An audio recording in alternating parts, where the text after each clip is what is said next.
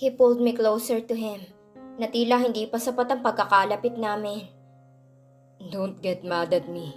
Please. Please. If you just offered me the contract during your first month as a CEO, I haven't decided to marry someone. He whispered. Nangunot ang noo ko. What? I asked.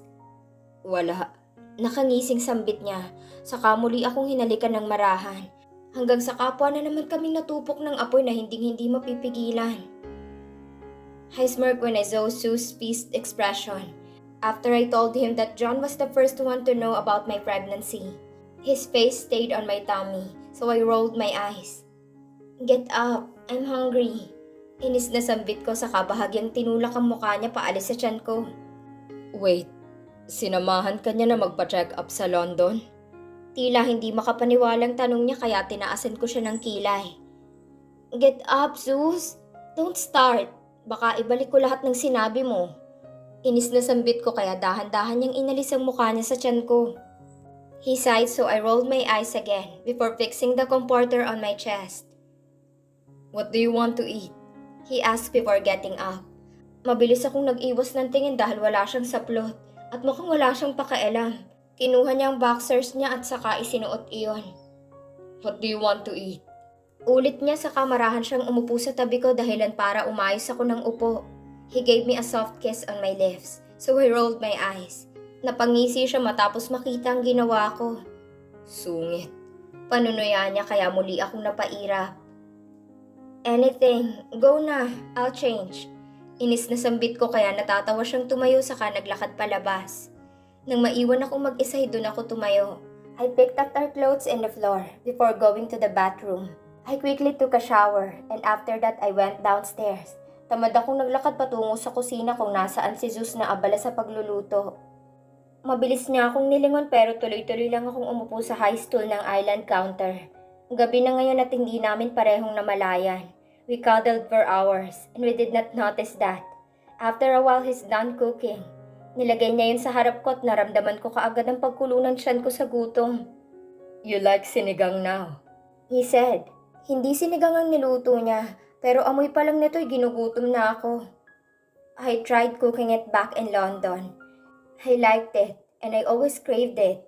I said before starting eating. Hindi siya nakasagot kaya nilingon ko siya at nakita kong bahagyang pag-igting ng panga niya. I'll cook for you every day. Mahinang sabi niya saka ako sinabayang kumain. Nilagyan niya ng mas marami pang kanin ng plato ko na hinayaan ko lang. I am so hungry and I want to eat more. Mabilis kaming natapos sa pagkain. After putting our plates in the dishwasher, we decided to chill on the living room. Come here.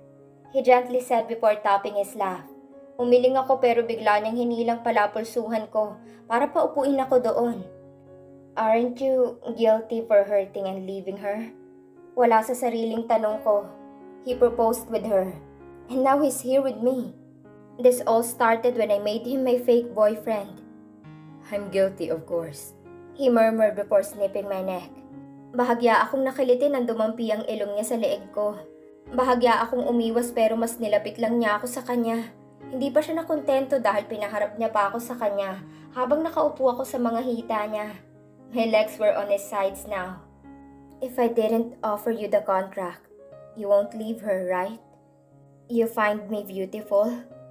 You fell for me while we are acting as boyfriend and girlfriend? Sunod-sunod na tanong ko, kaya bahagyang nangunot ang noo niya. Why are you asking me this kind of questions? Nagtatakang tanong niya na ipinagkibit ko lang ng balikat. I'm curious. I answered honestly. He sighed. Stop thinking about those. Can we visit an OB tomorrow? We can already know our baby's gender, right? He asked and I nodded. Yeah, I hope it's a boy. Who looks and acts like me. I said so his forehead creased. The eldest should be a boy. Sabi niya kaya napangiwi ako saka tinaasan siya ng kilay. Bakit? Akala mo ba may susunod pa? We don't know. We might part ways. I said before smirking to piss him off. Umigting ang panga niya. What? Inis na tanong niya kaya mahina akong napangisi. Saka sinubukang tumayo mula sa lap niya. Pero hindi niya ako hinayaan. I'm selfish, Zeus. I hate the fact that I'm not your first love. Sabi ko saka muling sumubok tumayo. Mukhang nagulat siya sa sinabi ko kaya nakatayo ako. Hey, Marahan na tawag niya saka mabilis niyang hinuling palapulsuhan ko. Marahan siyang tumayo saka naglalambing niyang pinulupot sa bewang kong kamay niya. I'm already wearing my nighties, so I could feel how hard and hot his hands are. are you insecure about Trish? He asked. Bahagyang tumaas ang kilay niya kaya napairap ako't nanatiling tahimik. He smirked then he gently bit his lower lip. Don't be. Please. He said before kissing me in a passionate way. Nagmatigas ako noong una pero kalaunan ay bumigay na rin ako. Saka hinalikan ko siya pabalik. I love you. He murmured and right after that, we found ourselves in my bathtub, feeling and washing each other's body. We can't deny the fact that we are both craving for each other's touch. He's on mine. It's making me feel like I'm floating. Kakaiba. It's like a drug. I am so addicted. At kaunting-kaunti na lang ay masasaulo ko na ang bawat parte ng katawan niya, kagaya ng pagsaulo niya sa bawat parte ng katawan ko. The next morning, I woke up with Zeus on my bed. Tanging malaking t-shirt lang niya ang suot ko at yakap-yakap namin ang isa't isa. I groaned when I felt his kisses on my cheeks. I don't want to get up. Hey, wake up. Good morning. Malambing na bulong niya sa akin. Pero umiling lang ako sa mas lalong tinago ang mukha ko sa dibdib niya. No, I groaned. Hindi ka magtatrabaho? Marahan na tanong niya kaya dahan-dahan kong binuksan ng mga mata ko. I pouted a bit. I was about to shake my head when I felt the urge to puke. Mabilis akong tumayo mula sa kama at patakbong pumasok sa banyo para sumuka. Zeus followed me and he immediately guided me as I vomit a lot. Marami ang nakain ko kagabi kaya marami rin ang sinusuka ko ngayon. Damn. Zeus cursed after I vomited. Hinawakan niya ang bewang ko patayo. I depended my body on his as he helped me clean myself. I feel sick, I said before encircling my arms on his nape. Marahan niya akong binuhat sa kamuling inihiga sa kama. You must be tired. Making love with you last night isn't a good idea. He said before checking my temperature by feeling my forehead using his hand. I shook my head before pulling him beside me. I'll message Anne later that I can't go to work. I'm not feeling well. Mahinang sabi ko, I'm really not feeling well. Ang sakit ng ulo ko. I'll cook for you. You need to eat. Sabi niya na mabilis kong inilingan. I want him beside me. Mas lalo ko siyang hinila hanggang sa mapahiga siyang muli sa tabi ko. He hugged me so tight, and he planted a lot of soft kisses on my forehead. Palagi mo tong nararamdaman? Marahan na tanong niya habang inaayos ang magulo kong buhok. Not every day, I answered so he sighed. And you are alone. Sabi niya na tila sising-sisi na hindi ko nalang pinansin. I inhaled his natural scent. I keep on doing that until I felt a little bit fine. Nang medyo maging maayos ang pakiramdam ko, inabot ko ang phone ko para mag-send ng message sa sekretarya ko na hindi mo na ako makakapasok ngayon. My head is spinning. I might faint if I'll overuse my body. Zeus watched me do that. At nang matapos ako, binalingan ko siya. I'm a little bit fine now. You can go if you have a work. Mahinang sabi ko sa kamuling humiga ng maayos. Seriously, you want me to leave you here in this situation? Hindi makapaniwala na tanong niya. Huminga lang ako ng malalim at hinayaan siyang yakapin ako. His warmth made me feel comfortable. We stayed like that for how many hours until he decided to go downstairs to prepare our foods. Ilang minuto pa'y sumunod ako sa kanya. Naabutan ko siyang nagluluto sa kusina at na makita niya ako'y mabilis niyang pinatay ang stove para salubungin ako. How are you? Do we need to see a doctor? He gently asked. Mabilis ko naman iyong inilingan. I'm hungry. Sabi ko kaya inalalayan niya akong umupo sa dining table. And after a while, he served the chicken soup that he made. Kinain ko yun at mas mumuti ang pakiramdam ko dahil doon. I ate a lot. But after that, I vomited again. Muli akong nanghina kaya pinaupo niya ako sa couch. Damn, Julia. Is this still normal? Aligagang tanong niya habang tinitingnan akong lupaypay at namumutla na nakasandal sa couch. Zeus, inis na sabi ko nang hawakan niyang magkabilang pisngi ko. He's panicking. You need a check-up. Mariin na sambit niya pero nanatili lang akong nakapikit para magpahinga. After a while, he hardly sighed. Marahan siyang umupo sa tabi ko saka ako hinila palapit sa kanya. He kissed my forehead and he gently caressed my back. That made me feel relaxed. Ginawa niya rin ba ito kay Tricia noon? Nung akala niya buntis ito? Mas mariin akong pumikit sa naisip. Despite of this feeling, I still managed to think of something bitter. Tell me anything. Marahan na sambit ko. Ano? Marahan na tanong niya. I want to know him. Your favorite color, anything. I said saka dahan-dahan na binuksan ang mga mata ko para tingnan ang magkasalikop naming mga kamay. I don't have a favorite color, I guess. I like anything manly. Sagot niya kaya napataas ang gilid ng labi ko. Does Tricia knows everything about you? Wala sa sariling tanong ko. Stop talking about her.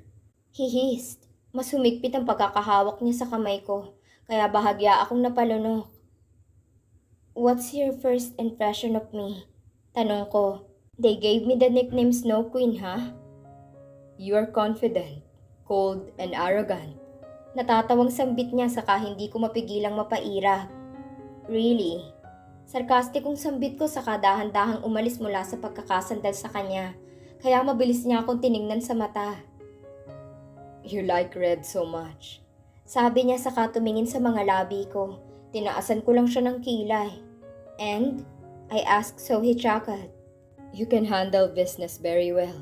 He said so I rolled my eyes again. That's it? Tanong ko. And you are so beautiful. I can't believe that I can kiss you right now. Anytime that I want. Marahan na sabi niya. Saka marahan akong binigyan ng mababaw na mga halik na hindi rin nagtagal. Pinagdikit niya ang mga noo namin.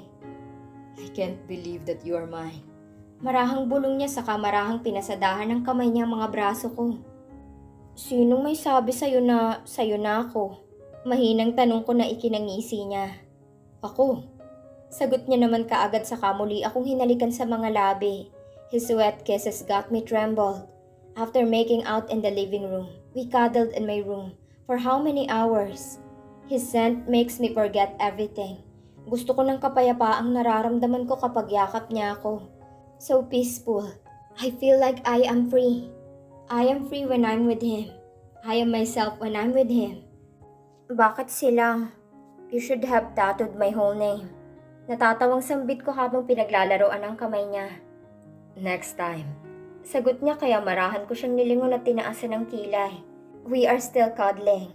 He's hugging me from behind and every second of us alone is worth it. Bite me here.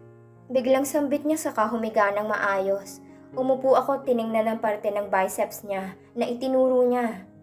What? I confusedly asked. Bite me. Sabi niya na inilingan ko. That's hard. I said but he just smiled. Napairap naman ako saka malakas iyong kinagat. Imbes na magreklamo ay tumawa lang siya at sabay namin tiningnan ang bakat ng kagat ko sa biceps niya. At nagulat ako sa sumunod niyang sinabi. Are you okay now? Come with me. Ipapatato ko ang bakat ng kagat mo. Sabi niya na nagpalaki sa mga mata ko. Seriously? I asked and he nodded. Seriously, ma'am? He said. He's really serious. Hindi ako makapaniwala habang nakatingin sa isang tattoo shop. Para akong pumunta sa ibang dimensyon. Ibang-ibang nandito. He brought me to a place I've never been before. It's still in Manila, but I got to see a different face of life. It's average. No luxury. Dito ka magpapatato? Tanong ko nang pagbuksan niya ako ng pinto ng kotse. We even used this car.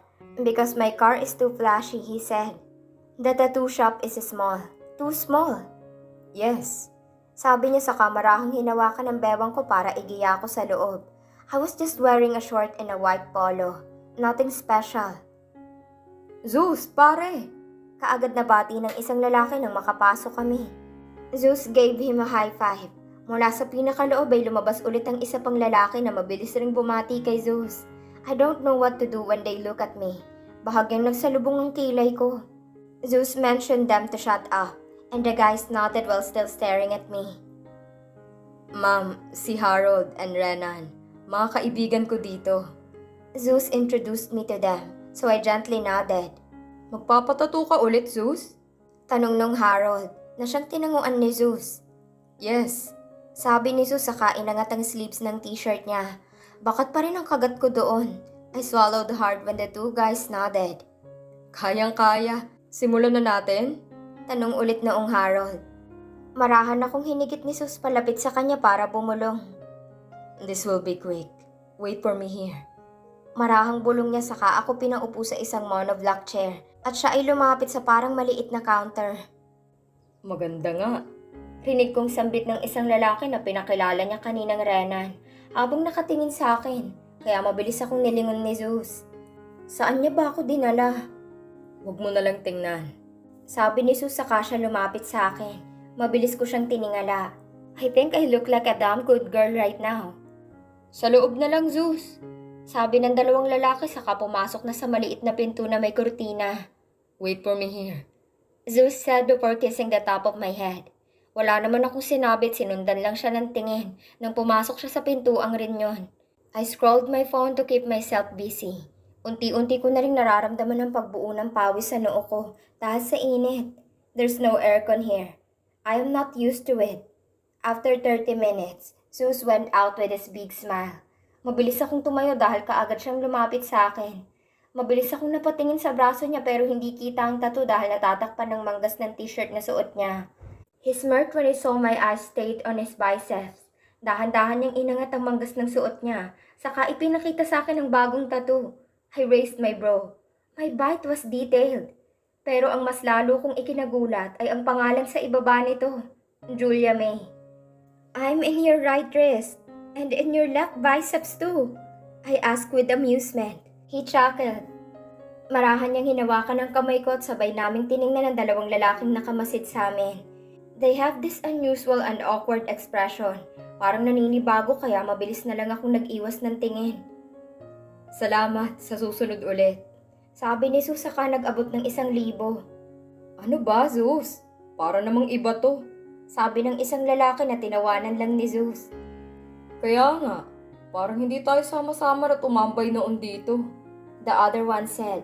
Pinilit ni Zeus ang pera kaya napailing na lang ang dalawang lalaki. Zeus grabbed my wrist and he was about to guide me to go out when an old man suddenly entered.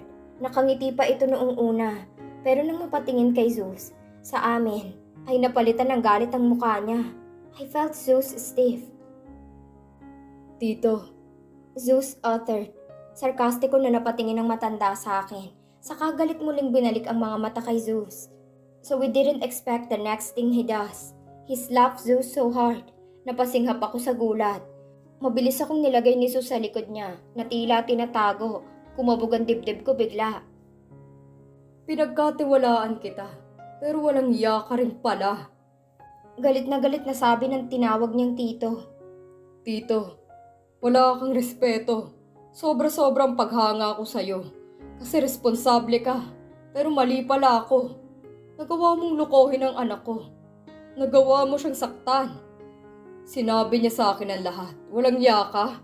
I gritted my teeth when I realized that it's Trisha's father. At ikaw babae.